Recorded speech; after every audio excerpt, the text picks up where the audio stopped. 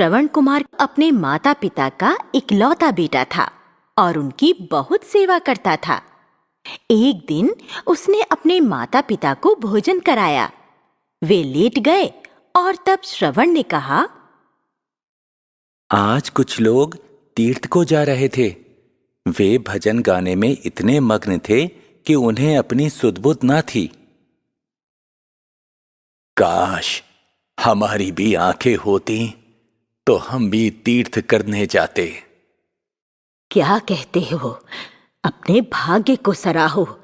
हमारा बेटा ही हमारी आंखें हैं। तभी श्रवण कुमार ने ठान लिया कि वह उन्हें तीर्थ अवश्य कराएगा। यह सोचकर वह बढ़ई के पास गया।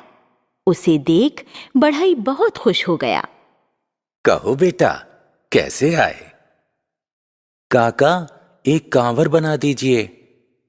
बेटा, उसका क्या करोगे?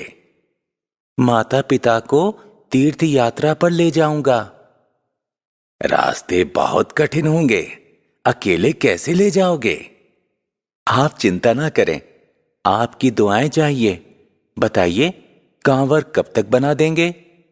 श्रवण की जिद पर बढ़ई को झुकना ही पड़ा। ठीक है, कल शाम को ले जाना। श्रवण ने घर आकर जाने की तैयारी शुरू कर दी। शाम को जाकर वह कांवर ले आया। उसने अपनी पत्नी को जाने की बात बताई। कल मैं तड़के ही निकल जाऊंगा। उसने जब अपने माता पिता को जाने की बात बताई, तब उन्होंने बहुत मना किया, परंतु श्रवण ने कहा, राह में आपको कोई तकलीफ नहीं होगी। अगले दिन जल्दी उठकर उसने माता पिता को कांवर पर बैठाया और चल पड़ा।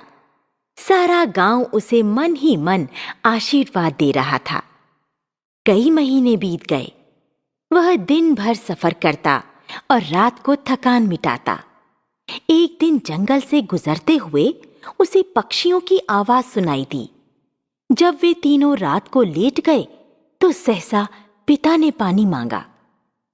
श्रवण ने बर्तन में देखा और कहा, पानी तो नहीं है, मैं अभी लेकर आता हूं। पिता के बहुत मना करने पर भी वह चला गया। जैसे ही नदी दिखाई दी, वह नदी से पानी भरने लगा। इतने में एक तीर आकर उसके सीने में घुस गया और वह चीख पड़ा।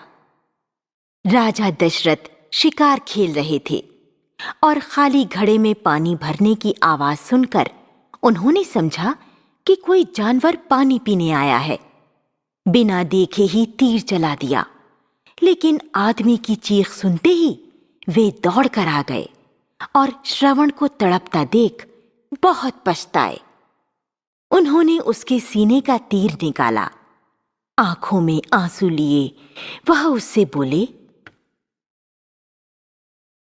मुझसे बहुत बड़ा पाप हो गया है। मैंने तो जानवर समझकर तीर चलाया था। मुझे माफ कर दो बेटे। मेरे माता पिता जंगल में प्यासे बैठे हैं। मेरा एक काम करें, जाकर उन्हें पानी पिला दें। राजा ने श्रवण से सारी कहानी सुनी। देर ना करें, पानी ले जाएं। यह कहते ही उसका दम निकल गया। राजा ने शव को कंधे पर रखा और हाथ में पानी का घड़ा लिए उसके माता पिता के पास पहुंचे। आहट सुनकर वे बोले, बहुत देर कर दी बेटा। राजा दशरथ ने चुपचाप खड़े होकर उन्हें पानी दिया। तुम बोलते क्यों नहीं? क्या हो गया बेटा? बोल, तभी हम पानी पिएंगे। माता जी, अनजाने में मेरे हाथों से आपके बेटे की मृत्यु हो गई।